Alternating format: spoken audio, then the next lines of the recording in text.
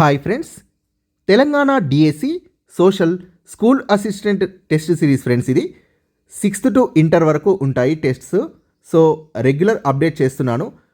మీకు test submit చేసిన తర్వాత ఎక్స్ప్లెనేషన్స్ ఉంటాయి. సో ఎవరికైనా ఈ టెస్ట్ సిరీస్ రాయాలి అనుకుంటే కింద డిస్క్రిప్షన్లో యాప్ లింక్ ఉంటుంది. App name Shashi academy. App install చేసిన తర్వాత స్టోర్లోకి వెళ్తే మీకు టెస్ట్ సిరీస్ కనబడుతుంది. సో మీరు పర్చేస్ చేసి రాయొచ్చు. 6th క్లాస్ 11th లెసన్ మొదటి సామ్రాజ్యాలు. సరైన సమాధానాన్ని గుర్తించండి.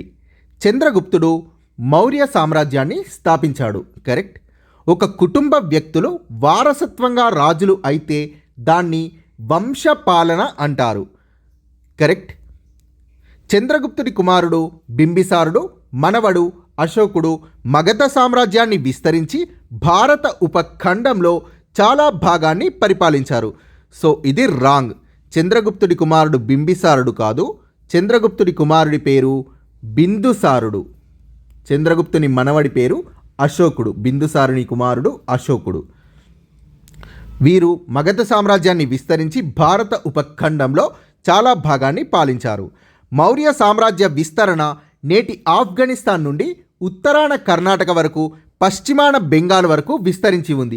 సో ఇది కూడా రాంగ్. ఉత్తరాన కర్ణాటక వరకు కాదు, దక్షిణాన కర్ణాటక వరకు, తూర్పున బెంగాల్ వరకు విస్తరించింది. మౌర్య సామ్రాజ్యం నేటి ఆఫ్ఘనిస్తాన్ నుండి దక్షిణాన కర్ణాటక వరకు, తూర్పున బెంగాల్ వరకు విస్తరించింది. మౌర్య చంద్రగుప్తుడి తర్వాత కొన్ని సంవత్సరాలకు మహాపద్మనందుడు రాజయ్యాడు. సో ఇది కూడా రాంగ్. మహాపద్మనందుడి తర్వాత కొన్ని సంవత్సరాలకి మౌర్య చంద్రగుప్తుడు రాజయ్యాడు మగధకి. సో ఇందులో సరైనవి ఆప్షన్స్ 1, 2. సరైన సమాధానాన్ని గుర్తించండి.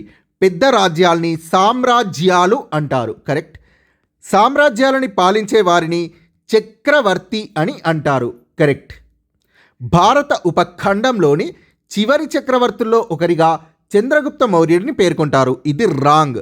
భారత ఉపఖండంలోని తొలి చక్రవర్తుల్లో ఒకరిగా చంద్రగుప్త మౌర్యుడిని పేర్కొంటారు. ప్రారంభంలో మగధ దాని చుట్టుపక్కల ప్రాంతాలకే పరిమితమై ఉండేది. కానీ కొంతకాలానికి అది ఆనాటి అన్ని మహాజనపదాల్ని కలుపుకొని విస్తరించింది. కరెక్ట్. సో ఇందులో సరైనవి 1, 2 మరియు 4.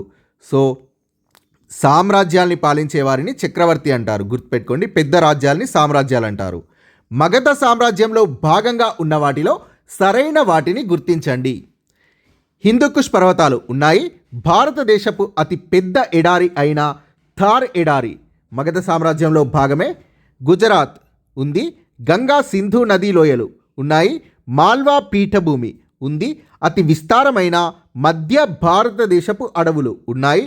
కృష్ణ, తుంగభద్ర లోయ, గోదావరి లోయ ఉన్నాయి. సో పైవన్నీ ఉన్నాయి. చాలా చాలా ఇంపార్టెంట్. మగధ సామ్రాజ్యంలో భాగం ఇవన్నీ. మౌర్య సామ్రాజ్యానికి సంబంధించి సరైన స్టేట్మెంట్స్ని గుర్తించండి. గంగాలోయ, కృష్ణానదిలోయ, మాల్వా, గుజరాత్, పంజాబ్ ప్రాంతాలు చాలా సారవంతమైన అధిక జనసాంద్రత గల గ్రామాలతో ఉండేవి. కరెక్ట్. వ్యాపారానికి, చేతి వృత్తులకు ఇతర ప్రాంతాలు ప్రసిద్ధి చెందాయి. కరెక్ట్. వీటి నుండి పెద్ద నగరాల్ని, ఓడరేవులని ఇతర దేశాలతో కలుపుతూ ముఖ్యమైన వ్యాపార మార్గాలు ఉండేవి. కరెక్ట్. కొన్ని ప్రాంతాలు విలువైన బంగారం, రత్నాల గనులకు ప్రసిద్ధి చెందాయి. కరెక్ట్. ఇవన్నీ మౌర్య సామ్రాజ్యంలో ఉన్నాయి. సో సరైనవి ఆప్షన్ 1, 2, 3, 4. సో ఆప్షన్ 2 సరైంది. సో పైవన్నీ కూడా సరైనవి. 1, 2, 3, 4. ఈ క్రింది వాటిలో మగధ సామ్రాజ్యాన్ని తెలుసుకోవడానికి ఉపయోగపడే వాటిల్లో సరికాని దాన్ని గుర్తించండి. అర్థశాస్త్రం సరైందే. ఇండికా సరైందే. అశోకుడి కాలంలో వివిధ ప్రాంతాల్లో వేయించిన శాసనాలు సరైనవే. చంద్రగుప్తుడు వేయించిన శాసనాలు ఇది సరికాదు. So answer option 4. మగధ సామ్రాజ్యాన్ని తెలుసుకోవడానికి ఉపయోగపడే వాటిలో సరికానిది ఆప్షన్ 4. సో శాసనాల ద్వారా సమాచారాన్ని ప్రజలకు చేర్చిన మొట్టమొదటి రాజు అశోకుడు. చాణక్యుడు లేదా 1 minute. సో ఈ అర్థశాస్త్రాన్ని రచించినది కౌటిల్యుడు. ఇతడు చంద్రగుప్తుడి మంత్రి. సో చంద్రగుప్తుడి ఆస్థానంలోనే ఉన్న గ్రీకు రాయబారి అయిన మెగస్తనీస్ ఇండికా గ్రంథాన్ని రచించాడు.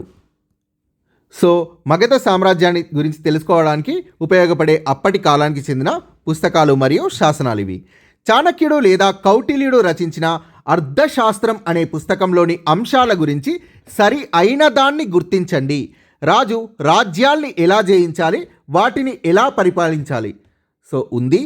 రాజ్యాన్ని కుట్రలు కుతంత్రాల నుండి ఎలా కాపాడుకోవాలి ఉంది. వివిధ వృత్తుల వారి నుండి పన్నులు ఎలా వసూలు చేయాలి ఉంది. భారత ఉపఖండంలో లభించే వివిధ వనరులు ఉన్నాయి. సో పైవన్నీ సరైనవే. సో ఇది ప్రీవియస్ స్టేట్ బిట్ అర్థశాస్త్ర పుస్తకంలోని అంశాల గురించి అడిగారు. సో పైవన్నీ ఉన్నాయి. సో ఒక ఆప్షన్ చేంజ్ చేసి ఇవ్వడం జరిగింది టెట్లో వీటిల్లో నుంచి. మగధ సామ్రాజ్యంలోని ప్రాంతాలు మరియు పాలన గురించి సరికాని దాన్ని గుర్తించండి.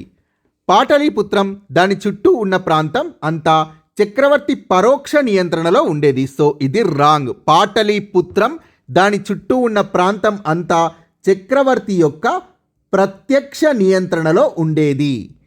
ప్రజల దగ్గర నుండి పన్నులు వసూలు చేయడానికి చేయడానికి సో ఇక్కడ ఒక వర్డ్ మిస్ అయింది ఫ్రెండ్స్, నేను ఇది యాడ్ చేస్తాను. రాజాజ్ఞల్ని పాటించని వారిని శిక్షించడానికి అధికారుల్ని నియమించేవారు. కరెక్ట్. సో మీరు టెస్ట్ రాసే టైంకి, సో ఈ వీడియో చూసే టైంకి ఇది యాడ్ అయి ఉంటుంది. ఓకే. రాజాజ్ఞల్ని పాటించని వారిని శిక్షించడానికి అధికారుల్ని నియమించేవారు. కరెక్ట్. రాజ్యంలో జరిగే విషయాలను అధికారులు ఎలా పనిచేస్తున్నారు అనే సమాచారాన్ని వేగులు రాజుకు అందించేవారు. కరెక్ట్. చక్రవర్తి సందేశాల్ని అధికారులకు దూతలు చేరవేసేవారు. కరెక్ట్. మంత్రులు రాజకుటుంబ సభ్యుల సహకారంతో అధికారుల పనితీరుని చక్రవర్తి పర్యవేక్షించేవాడు. కరెక్ట్. అధికారుల పనితీరుని మంత్రులు కుటుంబ సభ్యుల సహకారంతో చక్రవర్తి పర్యవేక్షించేవాడు. సో ఇందులో సరికానిది ఆప్షన్ 1, చక్రవర్తి ప్రత్యక్ష నియంత్రణ, పాటలీపుత్రం దాని చుట్టూ ఉన్న ప్రాంతం. సరికాని ఆప్షన్ని గుర్తించండి. పాటలీపుత్రం దాని చుట్టూ ఉన్న ప్రాంతం మినహా ఇతర ప్రదేశాలను తక్షశిల, ఉజ్జయిని, సువర్ణగిరి వంటి ప్రాదేశిక రాజధానుల నుండి పాలించేవారు. కరెక్ట్. వీటిని పరిపాలించడానికి రాజకుమారులను పంపేవారు. వీరిని పాలకులు లేదా గవర్నర్లు అని పిలిచేవారు. కరెక్ట్. ఈ ప్రదేశాలకు సంబంధించిన విషయాల్లో అన్ని రకాల నిర్ణయాలు తీసుకునే అధికారం వారికి ఉండేది. ఈ పాలకులు లేదా గవర్నర్లకు ఉండేది. అయితే వీరికి సొంత సైన్యం అధికారులు ఉండేవారు కాదు. ఇది రాంగ్. వీరికి సొంత సైన్యం అధికారులు ఉండేవారు. సో సరికానిది ఆప్షన్ 4. సో పాటలీపుత్రం దాని చుట్టూ ఉన్న ప్రాంతం మినహా ఇతర ప్రాంతాలని రాజకుమారులు పాలించేవారు. సో పాటలీపుత్రం దాని చుట్టూ ఉన్న ప్రాంతం చక్రవర్తి ప్రత్యక్ష నియంత్రణలో ఉండేది. సరికాని దాన్ని గుర్తించండి. ప్రాదేశిక పట్టణ ప్రదేశాల మధ్య ఎక్కువ గ్రామాలు కానీ పట్టణాలు కానీ లేని విశాలమైన అడవులు ఉండేవి. ప్రాదేశిక పట్టణ ప్రదేశాల మధ్య విశాలమైన అడవులు ఉండేవి. ఎక్కువ గ్రామాలు పట్టణాలు ఉండేవి కావు. So correct.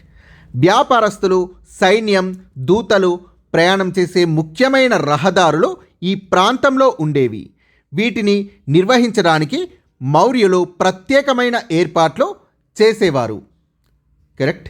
వీరు ఈ రహదారుల గుండా బంగారు గనులు దొరికే తక్షశిలకు, విదేశీ వస్తువులు దొరికే సువర్ణగిరి ప్రాంతాలకు చేరుకునేవారు. సో ఇది రాంగ్.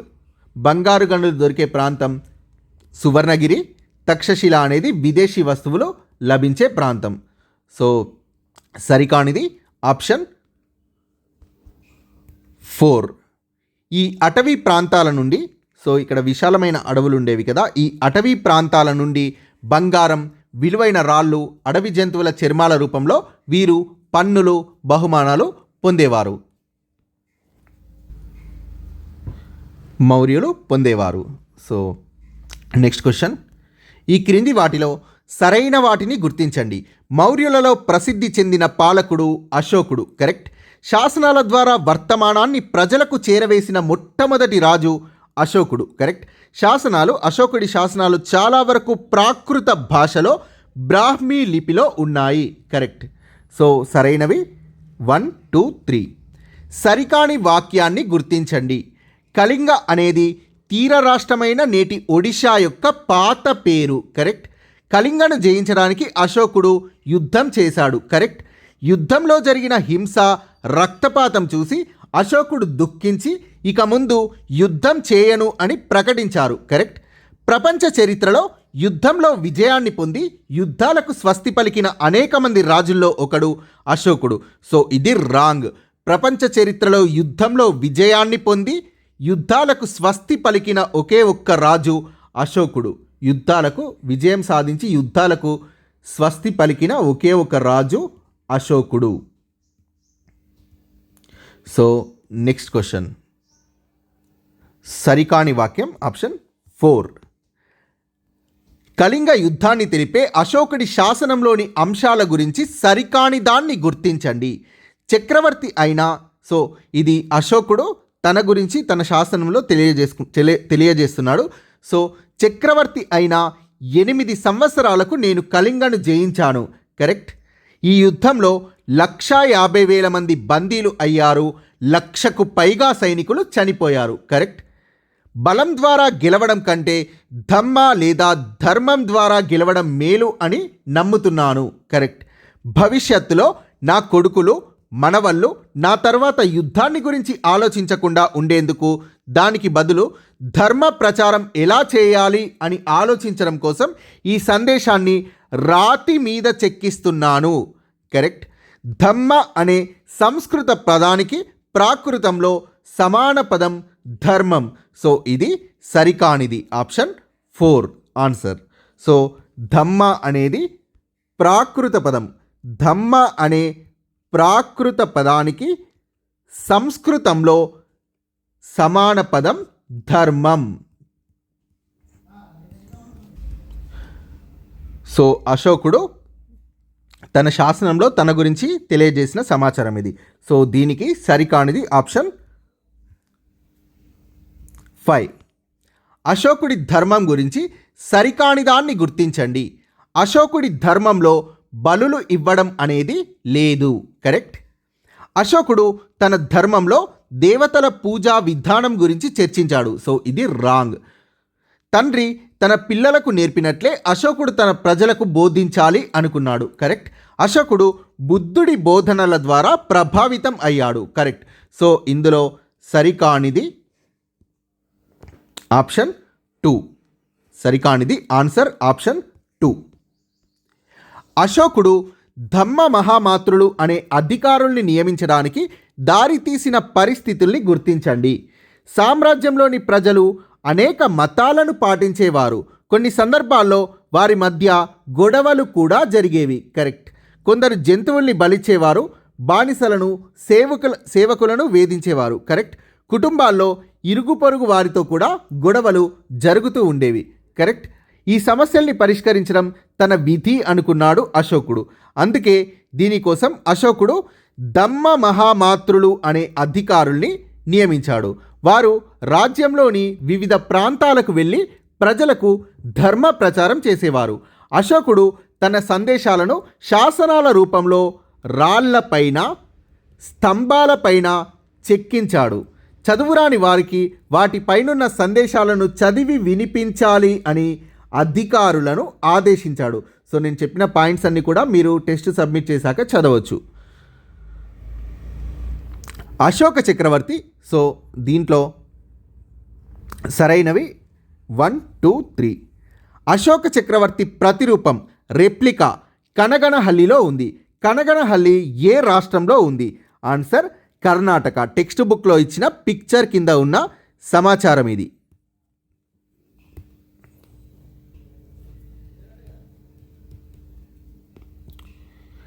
అశోకుడు తన ధర్మాన్ని వ్యాప్తి చేయడానికి ఈ క్రింది ఏ ప్రదేశానికి రాయబారులను పంపలేదు?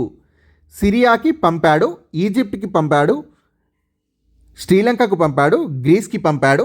సో పంపనిది ఆన్సర్ ఇరాక్. సో ఇరాక్కి పంపలేదు. సో గుర్తుపెట్టుకోండి, సిరియా, ఈజిప్ట్,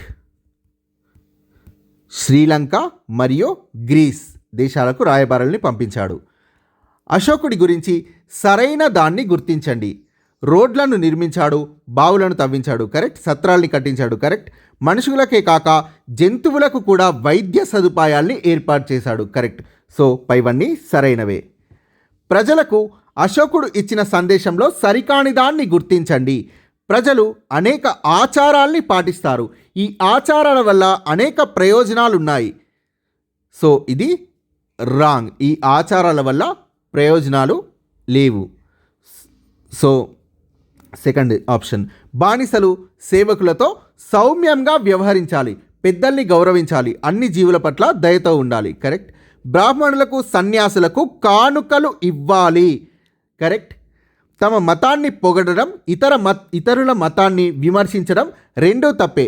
ప్రతి ఒక్కరూ ఇతరుల మతాన్ని గౌరవించాలి, కరెక్ట్. తమ మతాన్ని పొగిడి ఇతరుల మతాన్ని విమర్శించేవారు తమ మతానికి తీవ్రమైన హానిని చేస్తున్నారు, కరెక్ట్. ఇతర మతాల ముఖ్యమైన అంశాలని తెలుసుకొని వాటిని గౌరవించడం నేర్చుకోవాలి, కరెక్ట్. సో ఇందులో సరికానిది ఆప్షన్ 1. ఈ ఆచారాల వల్ల ఎలాంటి ప్రయోజనం లేదు అని తెలిపాడు అశోకుడు. సో మిగిలినవన్నీ అశోకుడిచ్చిన సందేశంలో ఉన్నాయి. ఫస్ట్ ఆప్షన్ తప్ప. ఈ క్రింది వాటిలో సరి అయిన దాన్ని గుర్తించండి. మౌర్యులు దక్కన్ జయించిన నాటికి చాలా ప్రాంతాల్లో గ్రామాలు, చిన్న పట్టణాలు ఉండేవి. గోదావరి నుండి కృష్ణ, తుంగభద్ర నదీ లోయల వరకు. సో చాలా ప్రాంతాల్లో గ్రామాలు, చిన్న పట్టణాలు ఉండేవి, కరెక్ట్. వాటిలో ఆనాటికే ఇనుముతో తయారు చేసిన వస్తువుల్ని, ఇతర వస్తువుల్ని అమ్మేవారు, కరెక్ట్. కొన్ని ప్రాంతాల్లో బంగారు గనుల నుండి బంగారం తీసి ఆభరణాలు తయారు చేసేవారు, కరెక్ట్. మిగతా ప్రాంతాలు చాలా వరకు అడవులుగా ఉండేవి. వాటిలో వేట, ఆహార సేకరణదారులు, పశుపాలకులు చిన్న చిన్న ఆవాస ప్రాంతాల్లో నివసిస్తూ ఉండేవారు, కరెక్ట్. సో పైవన్నీ సరైనవే. సరికాని అంశాన్ని గుర్తించండి. మౌర్య సామ్రాజ్యం పతనం చెందిన తర్వాత తెగల నాయకులు చిన్న రాజులుగా అవతరించారు, కరెక్ట్. వారిలో శాతవాహనులు యమునా నది నుండి కృష్ణ, గోదావరి డెల్టా వరకు విస్తరించి ఉన్న విశాల సామ్రాజ్యాన్ని ఏర్పాటు చేసుకున్నారు. సో ఇది రాంగ్. శాతవాహనులు నర్మదా నది నుండి కృష్ణ, గోదావరి డెల్టా వరకు విస్తరించి ఉన్న విశాల సామ్రాజ్యాన్ని ఏర్పాటు చేసుకున్నారు. శాతవాహనుల్లో గొప్ప రాజులు గౌతమిపుత్ర శాతకర్ణి, వశిష్ఠీపుత్ర పులోమావి మరియు యజ్ఞశ్రీ శాతకర్ణి, కరెక్ట్. 2000 సంవత్సరాల క్రితం 200 సంవత్సరాల పాటు శాతవాహనుల పాలన సాగింది, కరెక్ట్. సో ఇంటర్ బుక్ ప్రకారం ఇది 450 సంవత్సరాలు సాగింది. 225 నుంచి 225 వరకు, క్రీస్తు పూర్వం 225 నుంచి క్రీస్తు శకం 225 వరకు శాతవాహనుల పాలన సాగింది. సో టెక్స్ట్ బుక్ ప్రకారం 200 సంవత్సరాలు, కరెక్ట్. కొంతమంది రాజులు కృష్ణానది తీరాన గల అమరావతి దగ్గర ఉన్న ధాన్య కటకాన్ని రాజధానిగా చేసుకొని పాలించేవారు, కరెక్ట్. సో ఇందులో సరికాని అంశం ఆప్షన్ 2. శాతవాహనుల గురించి సరికాని సమాధానాన్ని గుర్తించండి. గ్రామ పెద్దలను, చిన్న రాజులను వారి ఆధీనంలోకి తెచ్చుకొని వారి పాలనలో శాతవాహనులు జోక్యం చేసుకునేవారు. సో ఇది రాంగ్. చాలామంది గృహపతులు, వారి కుటుంబంలోని మహిళలు, వ్యాపారస్తులు అమరావతి, భట్టిప్రోలు, వడ్లమాను మొదలైన చోట్ల బౌద్ధ ఆరామాలు, స్తూపాలు నిర్మించడానికి సహకరించారు, కరెక్ట్.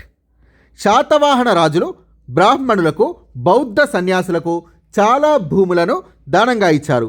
వీటికి ఎలాంటి పన్నులు చెల్లించాల్సిన అవసరం లేదు, కరెక్ట్. ఈ కాలంలో దూర ప్రాంతాలైన బెంగాల్తో,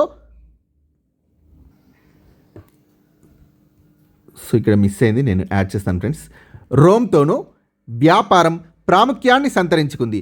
రోమన్ నాణాలతో పాటు రోమన్ శైలిలో చేసిన కుండలు ఇక్కడ దొరికాయి, కరెక్ట్. కృష్ణానది మీద పడవల్లో అమరావతి వంటి సుదూర పట్టణాలకు సరుకు రవాణా జరిగేది, కరెక్ట్. సో ఇందులో సరికానిది ఆప్షన్ 1. వీరు గ్రామ పెద్దల్ని, చిన్నరాజుల్ని వారి ఆధీనంలోకి తెచ్చుకున్న శాతవాహనులు వారి పరిపాలనలో జోక్యం చేసుకునేవారు కాదు. సరికాని సమాధానాన్ని గుర్తించండి. కోటిలింగాల తెలంగాణలోని జగిత్యాల జిల్లాలో గోదావరి నది పెద్దవాగు కలిసే చోట శ్రీపాద ఎల్లంపల్లి ప్రాజెక్టుకు దిగువన ఉంది. ఇది రాంగ్. దిగువన కాదు, ఎగువన ఉంది. గోదావరి నది పెద్దవాగు కలిసే చోట శ్రీపాద ఎల్లంపల్లి ప్రాజెక్టుకు ఎగువన ఉంది కోటిలింగాల. కోటిలింగాల ప్రాచీన భారతదేశంలోని 16 మహాజనపదాల్లో ఒకటైన అస్మక జనపదానికి రాజధాని నగరంగా ఉండేది. కరెక్ట్. శాతవాహన వంశస్థుల తొలి రాజధాని కోటిలింగాల. కరెక్ట్. సో సరికానిది ఆప్షన్ 1. కోటిలింగాలలో జరిగిన త్రవ్వకాల గురించి సరికాని దాన్ని గుర్తించండి. శాతవాహనుల ముందు కాలానికి చెందిన, శాతవాహనుల ఇక్ష్వాకుల కాలానికి చెందిన వెండి నాణేలు, విలువైన మట్టి పాత్రలు, పింగాణీ పాత్రలు పెద్ద మొత్తంలో బయల్పడ్డాయి. కరెక్ట్. బట్టి ఇటుకలతో చుట్టూ గోడ నిర్మించిన గుండ్రటి బావి బయల్పడింది. కరెక్ట్. శాతవాహన వంశస్థాపకుడైన శ్రీముఖుడు, ఆ తర్వాత పాలకులైన కన్హ, శాతకర్ణి కాలానికి చెందిన ఎన్నో నాణేలు బయటపడ్డాయి. కరెక్ట్. కోటిలింగాలలో ఒకే ద్వారం గల మట్టికోట, 2 వైపులా బురుజులు కనిపిస్తాయి. సో ఇది రాంగ్. సరికానిది ఆప్షన్ 4. సో కోటిలింగాలలో అనేక ద్వారాలు గల మట్టికోట, 4 వైపులా బురుజులు కనిపిస్తాయి. తెలంగాణలో బౌద్ధ స్తూపాలు, విహారాలు, చైత్యాలు బయటపడ్డ ప్రదేశాల్లో సరైనవి గుర్తించండి. ఫణిగిరి, నేలకొండపల్లి సరైనవే. Kondapur, Dhulikatta correct. Peddabankur, Keesaragutta correct. So పైవన్నీ ఆన్సర్. సో తెలంగాణలో బౌద్ధ స్తూపాలు బయటపడ్డ ప్రదేశాలు ఇవన్నీ. మ్యాకధోని శిలాశాసనంలోని అంశాల్లో సరికానిది గుర్తించండి. శాతవాహనుల రాజు శ్రీ పులోమావి మహాసేనాపతి స్కందనాగ జనపదంలోని శాతవాహన జిల్లాలో వేపుర గ్రామంలో ఒక చెరువుని త్రవ్వించారు. ఇది కరెక్ట్. శాతవాహన రాజు శ్రీ పులోమావి మహాసేనాపతి అయిన స్కందనాగ జనపదంలో శాతవాహన జిల్లాలో వేపుర గ్రామంలో ఒక చెరువుని తవ్వించారు. కరెక్ట్. శ్రీ పులోమావి 3వ సంవత్సర పాలనలో ఈ చెరువుని తవ్వించారు. సో ఇది రాంగ్. ఇది శ్రీ పులోమావి 8వ సంవత్సర పాలనలో ఈ చెరువుని తవ్వించారు. వేపుర గ్రామ అధిపతి సంహ. సో ఇది రాంగ్. వేపుర గ్రామంలో అధిపతి కుమారదత్త. కాంతా తెగకు చెందిన కుమారదత్త ఈ చెరువుని తవ్వించాడు. సో ఇది రాంగ్.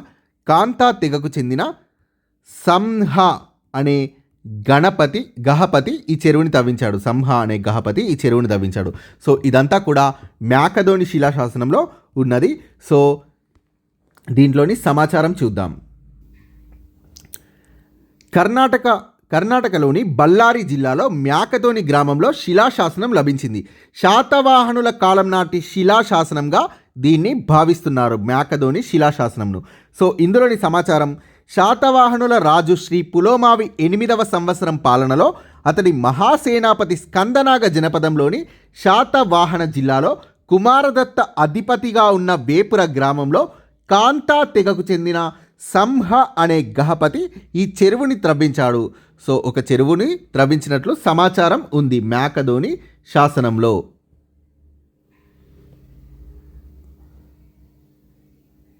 సో ఇందులో సరికానిది option 2, 3, 4. Only first one correct. ఇక్ష్వాకుల గురించి సరైన దాన్ని గుర్తించండి. కృష్ణా నదీ తీరంలోని నాగార్జున కొండకు దగ్గరలోని విజయపురిని రాజధానిగా చేసుకొని ఇక్ష్వాకు సామ్రాజ్యాన్ని నెలకొల్పారు. కరెక్ట్. రాజరిక బిరుదుల్ని పొంది వీరు రాజులయ్యారు. కరెక్ట్. ఇక్ష్వాకుల వంశంలోని గొప్ప రాజులు శాంతమూలుడు మరియు వీరపురుషదత్తుడు. కరెక్ట్. సో ఇవన్నీ కూడా సరైనవే. సరికాని అంశాన్ని గుర్తించండి.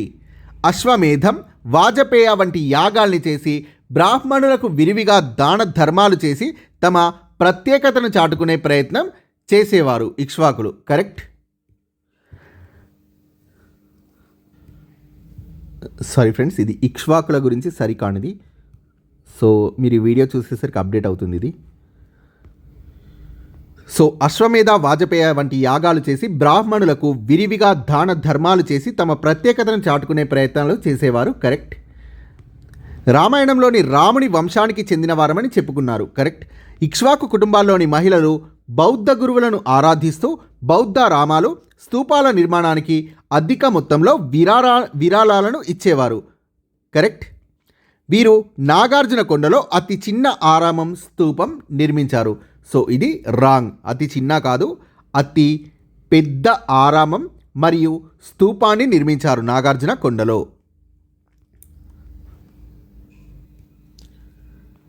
సో ఇందులో సరికాని అంశం ఆప్షన్ 4.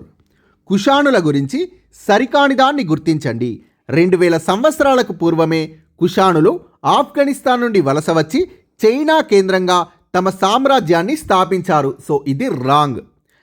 2000 సంవత్సరాలకు పూర్వమే చైనా నుండి వలస వచ్చి ఆఫ్ఘనిస్తాన్ కేంద్రంగా తమ సామ్రాజ్యాన్ని స్థాపించినది కుషాణులు. కుషాణుల్లో ప్రఖ్యాతిగాంచిన రాజు కనిష్కుడు. కరెక్ట్. CE 78లో కనిష్కుడు సింహాసనాన్ని అధిష్ఠించాడు. కరెక్ట్. కనిష్కుడు ప్రస్తుత పాకిస్తాన్ నుండి భారతదేశంలోని మథుర, అలహాబాద్ వరకు ఉన్న విశాల భూభాగాన్ని పాలించాడు. కరెక్ట్. సో సరికానిది ఆప్షన్ 1. కుషాణుల గురించి సరైన దాన్ని గుర్తించండి. ఆఫ్ఘనిస్తాన్లోని అతిపెద్ద ప్రాంతాలనే కాక ఆక్సెస్ నది పరివాహక ప్రాంతం వరకు పరిపాలించారు. కరెక్ట్. భారత్, చైనా, ఇరాన్, రోమ్లను కలిపే అతిపెద్ద వ్యాపార మార్గాల్ని చాలా సమర్థవంతంగా నిర్వహించారు. కరెక్ట్. మత బోధకులు, శాస్త్రవేత్తలు, కళాకారుల రాకపోకలు వీరి కాలంలో జరిగాయి. కరెక్ట్. ఒకరి ఉత్పత్తులు మరొకరు కొనుక్కోవడమే కాకుండా ఆయా దేశాల ప్రజలు ఒకరినొకరు తెలుసుకోవడానికి వారి వారి ఆచారాలు, మొత్తం తాత్విక ఆలోచనలు, వారి కళలు, వాస్తు శిల్ప రీతులు తెలుసుకోవడానికి వీటి ద్వారా అవకాశం కలిగింది. కరెక్ట్. ఈ రాకపోకల వల్ల వీరికి అవకాశం కలిగింది. దీని ఫలితంగా భారతదేశంలోని పట్టణ కేంద్రాలన్నింటిలో వ్యాపారం విస్తరించి తద్వారా బంగారం ప్రవహించింది. అతి పెద్ద సంఖ్యలో బంగారు నాణేలు లభించడమే ఇందుకు నిదర్శనం. కరెక్ట్. సో సరైనవి పైవన్నీ. శక యుగం గురించి సరికాని దాన్ని గుర్తించండి. CE 78లో CE అంటే కామన్ ఎరా, క్రీస్తు శకం లేదా సాధారణ శకం. 78లో కనిష్కుడు చక్రవర్తిగా పట్టాభిషేకం చేసుకొని అధికారంలోకి వచ్చిన సంవత్సరం నుండి శక సంవత్సరం ప్రారంభం అయింది. కరెక్ట్. దీన్నే శకయుగం లేదా శకాబ్ది అంటారు. కరెక్ట్. చాలామంది ఉత్తర భారతదేశ ప్రజలు శకయుగంను ఉపయోగిస్తున్నారు. సో ఇది రాంగ్. ఉత్తర కాదు, చాలామంది దక్షిణ భారతదేశ ప్రజలు శకయుగంను ఉపయోగిస్తున్నారు. శకయుగం సాధారణ యుగంకు 78 సంవత్సరాల ముందు ఉంటుంది. సో ఇది రాంగ్. శకయుగం సాధారణ యుగంకు 78 సంవత్సరాల తర్వాత ఉంటుంది. సో సరికానిది ఆప్షన్ 3, 4. గుప్త సామ్రాజ్య కాలంని గుర్తించండి. ఆన్సర్ 320 నుంచి 550 వరకు. టెక్స్ట్ బుక్లో ఇచ్చిన పిక్చర్లో మ్యాప్ పైన ఈ సమాచారం ఉంది. గుప్త సామ్రాజ్యం గురించి సరికాని దాన్ని గుర్తించండి. గుప్త సామ్రాజ్య రాజులు నేటి మధ్యప్రదేశ్లోని ఒక చిన్న రాజ్యాన్ని పాలించడం ద్వారా వారి పాలనను ప్రారంభించారు. ఇది రాంగ్. వీరు నేటి బీహార్లోని ఒక చిన్న రాజ్యాన్ని పాలించడం ద్వారా వారి పాలనను ప్రారంభించారు. గుప్తులు 3 తరాల్లో ఉత్తర భారతదేశంలో గుజరాత్ నుండి బెంగాల్ వరకు, ఢిల్లీ నుండి నేటి మధ్యప్రదేశ్ వరకు పూర్తి ఆధిపత్యాన్ని వహించారు. కరెక్ట్. గుప్త సామ్రాజ్యానికి చెందిన కొంతమంది ప్రసిద్ధి చెందిన రాజులు: మొదటి చంద్రగుప్తుడు, సముద్రగుప్తుడు, రెండో చంద్రగుప్తుడు, కుమారగుప్తుడు, స్కందగుప్తుడు. వీరు గుప్త సామ్రాజ్యానికి చెందిన ముఖ్యమైన రాజులు. కరెక్ట్. భారత రాజకీయ వ్యవస్థలో 2 కొత్త విధానాల్ని ప్రవేశపెట్టిన వారిగా గుప్తులు ప్రసిద్ధిగాంచారు. కరెక్ట్. సో ఇందులో సరికానిది ఆప్షన్ 1. భారత రాజకీయ వ్యవస్థలో గుప్తులు ప్రవేశపెట్టిన విధానాల్లో సరైనది ఏదైనా రాజ్యాన్ని జయిస్తే అక్కడ ఓడిన రాజునే తిరిగి కొనసాగిస్తూ గుప్తుల ఆజ్ఞల్ని పాటిస్తూ వారికి సామంతులుగా ఉండేలా చూసేవారు గుప్తులు. కరెక్ట్. ఈ విధంగా ప్రత్యేకంగా భారతదేశంలో పాత రాజవంశాలే యుద్ధాల్లో ఓడినా కూడా చాలా ప్రాంతాల్ని పాలించాయి. అయినప్పటికీ గుప్తరాజులు ఉత్తర భారతదేశంలోని చాలా ప్రాంతాల్ని తిరిగి తమ అధీనంలోనే ఉంచుకున్నారు. కరెక్ట్. పాత రాజవంశాలే యుద్ధాల్లో ఓడినా చాలా ప్రాంతాల్ని పాలించాయి. అయినా కూడా గుప్తరాజులు ఉత్తర భారతదేశంలోని చాలా ప్రాంతాల్ని తిరిగి తమ ఆధీనంలోకి తెచ్చుకున్నారు. కొంతమంది గుప్తరాజులు వారి సామంత రాజులు వారితో స్నేహంగా ఉన్నవారికి బ్రాహ్మణులకు పూర్తి పాలనా అధికారాలతో గ్రామాల్ని ఇచ్చేవారు. ఇలాంటి గ్రామాలు రాజుకు ఎలాంటి పన్ను చెల్లించే అవసరం లేదు. కరెక్ట్. సో గుప్తరాజులు కొంతమంది వారి సామంతరాజులు మరియు వారితో స్నేహంగా ఉన్నవారు. సో వీరందరి బ్రాహ్మణులకి పూర్తి పాలనా అధికారులతో గ్రామాల్ని ఇచ్చేవారు. సో ఇది కరెక్ట్. సో దీనికి కరెక్ట్ ఆన్సర్ పైవన్నీ సరైనవే. మెహ్రోలి ఇనుప స్తంభం గురించి సో ప్రీవియస్ క్వశ్చన్ ఒకసారి ఎక్స్ప్లెనేషన్ చూద్దాం. భారత రాజకీయ వ్యవస్థలో ఇది చాలా ఇంపార్టెంట్. భారత రాజకీయ వ్యవస్థలో 2 కొత్త విధానాల్ని ప్రవేశపెట్టిన వారిగా గుప్తులు ప్రసిద్ధిగాంచారు. అందులో ఒకటి, వారు ఏదైనా రాజ్యాన్ని జయిస్తే అక్కడ ఓడిన రాజుని తిరిగి కొనసాగిస్తూ గుప్తుల ఆజ్ఞను పాటిస్తూ వారికి సామంతులుగా ఉండేలా చూసేవారు. ఈ విధంగా ప్రత్యేకంగా భారతదేశంలో పాత రాజవంశాలే యుద్ధాల్లో ఓడినా కూడా చాలా ప్రాంతాల్ని పాలించాయి. అయినప్పటికీ గుప్తరాజులు ఉత్తర భారతదేశంలోని చాలా ప్రాంతాల్ని తిరిగి తమ ఆధీనంలో ఉంచుకున్నారు. రెండవది, కొంతమంది గుప్తరాజులు వారి సామంతరాజులు వారితో స్నేహంగా ఉన్నవారికి బ్రాహ్మణులకి పూర్తి పాలనా అధికారాలతో గ్రామాలను ఇచ్చేవారు. ఇలాంటి గ్రామాలు రాజుకి ఎలాంటి పన్నులు చెల్లించాల్సిన అవసరం లేదు. ప్రాదేశిక అధికారుల ఆజ్ఞలు కూడా పాటించాల్సిన అవసరం లేదు. అంతేగాక కనీసం వారు ఈ గ్రామాల్లోకి వచ్చేది కూడా లేదు. బ్రాహ్మణులు ఈ గ్రామాల్లో ఉంటూ యజ్ఞాలు చేస్తూ వేదాలను యువ బ్రాహ్మణులకు, క్షత్రియులకు, వైశ్యులకు పురాణ ఇతిహాసాల్ని ప్రజలందరికీ బోధించేవారు. బ్రాహ్మణులు ఈ గ్రామాల్లో ఉంటూ యజ్ఞాలు చేస్తూ వేదాలను యువ బ్రాహ్మణులకు, క్షత్రియులకు, వైశ్యులకు పురాణ ఇతిహాసాల్ని ప్రజలందరికీ బోధించేవారు. సో నెక్స్ట్ క్వశ్చన్, మెహ్రోలి ఇనుప స్తంభం గురించి సరైన దాన్ని గుర్తించండి. ఇది ఢిల్లీలోని కుతుబ్ మినార్ ప్రాంతంలో ఉంది. కరెక్ట్. దీన్ని ఏర్పాటు చేసినది మొదటి చంద్రగుప్తుడు. ఇది రాంగ్. దీన్ని ఏర్పాటు చేసినది 2వ చంద్రగుప్తుడు. గత 1900 సంవత్సరాలుగా బయట గాల్లో నిలబడి ఉన్నప్పటికీ అది తుప్పు పట్టకపోవడం చేత ప్రాముఖ్యతను సంతరించుకుంది. సో ఇది రాంగ్. గత 1700 సంవత్సరాలుగా 1900 కాదు 1700 సంవత్సరాలుగా బయట గాల్లో ఉన్నా కూడా తుప్పు పట్టకపోవడం వల్ల ప్రాముఖ్యతని సంతరించుకుంది. సో ఇందులో సరైనది ఆప్షన్ 1. గుప్తుల గురించి సరికాని దాన్ని గుర్తించండి. గుప్తరాజులు వైదిక మతాచారాలైన అశ్వమేధ యాగం లాంటి వాటిని ప్రముఖంగా పోషించారు. కరెక్ట్. పౌరాణిక సాంప్రదాయాల్ని పాటిస్తూ ప్రత్యేకించి వైష్ణవ మరియు శైవ మతాల్ని పోషిస్తూ విష్ణువు, శివ, దుర్గామాతల అవతారాలకు సంబంధించిన దేవాలయాల్ని నిర్మించి వాటిలో నిత్య పూజలు జరిగేట్లు చూశారు. కరెక్ట్. గుప్తుల ఈ మతాచారాల పోషణ యజ్ఞ క్రతువులను, శివ, విష్ణు, దుర్గామాతల అవతారాలైన స్థానిక దేవతలను పూజించే విధానంను, దేవాలయాలకు వెళ్ళి పూజలు నిర్వహించే విధానము, బ్రాహ్మణులకు మాన్యాలు ఇవ్వడాన్ని బలపరిచింది. గుప్తుల యొక్క ఈ మతాచారాల పోషణ అనేది, ఈ మతాల్ని పోషించడం అనేది సో వీటన్నింటినీ బలపరిచింది. యజ్ఞ క్రతువుల్ని, శివ, విష్ణు, దుర్గామాతల అవతారాలైన స్థానిక దేవతల్ని పూజించే విధానాన్ని, దేవాలయాలకు వెళ్ళి పూజలు నిర్వహించే విధానాన్ని, బ్రాహ్మణులకు మాన్యాలు ఇవ్వడాన్ని బలపరిచింది. వీరు జైన మరియు బౌద్ధ మతాల్ని పోషించలేదు. సో ఇది రాంగ్. గుప్తులు జైన ఆరామాలు, సాంచి స్తూపం వంటి బౌద్ధ స్తూపాలకు కూడా నిధుల్ని కేటాయించి వీటిని పోషించారు. సో సరికానిది ఆప్షన్ 4. గుప్తరాజులు నిర్మించిన దేవాలయాల గురించి సరికాని వాటిని గుర్తించండి. భారతదేశంలోనే అతి అందమైన రాతి శిల్పాలను కొన్ని ఇవి కలిగి ఉన్నాయి. కరెక్ట్.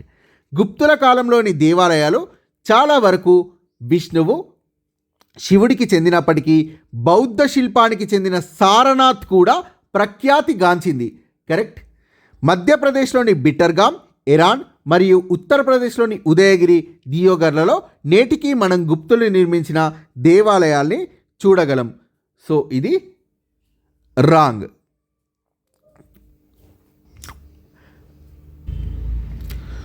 సో మధ్యప్రదేశ్లోని బిట్టర్గామ్, ఇరాన్ కాదు.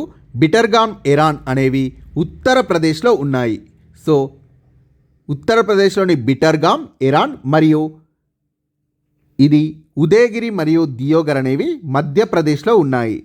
సో ఉత్తరప్రదేశ్లోని బిట్టర్గామ్, ఇరాన్ మరియు మధ్యప్రదేశ్లోని ఉదయగిరి, దియోగర్లలో నేటికి కూడా మనం గుప్తులు నిర్మించిన దేవాలయాల్ని చూడగలం. సో దీనికి సరికానిది ఆప్షన్ 3. సరికానిది option 3. Thank you friends. Please share this video and please subscribe this channel.